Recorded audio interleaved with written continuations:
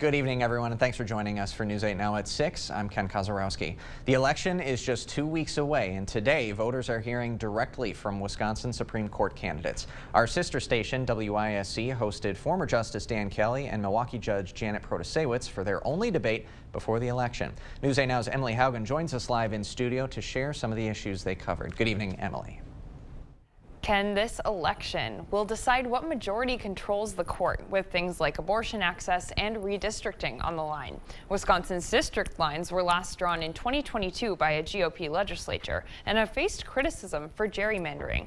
One reporter asked how Protasiewicz would show fairness following her criticism of districts in Wisconsin. Protasiewicz says she doesn't think anyone believes the maps are fair. Kelly responded, saying Protasiewicz is letting her personal politics get in the way. I can assure you that every single case that I will ever handle will be rooted in the law, 100%.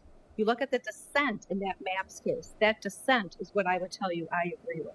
See, this is a judicial election. You should be talking about things that the courts do, the Constitution, the rule of law, judicial philosophy, what it takes to be a good jurist, how you do the analysis to squeeze out personal views.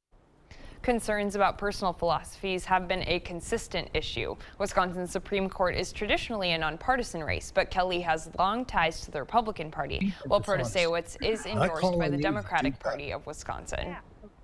So the winner of this election will decide the balance of the court. Ken? It will indeed. Now, Emily, after concerns about ethics and conflict between justices, how did the candidates say that they would restore confidence in the court?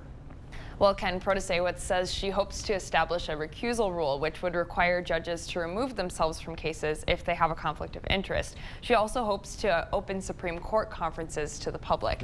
Kelly says that he believes if he is elected, he would help restore reputation by sharing the truth. Ken? All right, Emily Haugen, thanks very much. Now, early voting started today, and the election will be held on April 4th.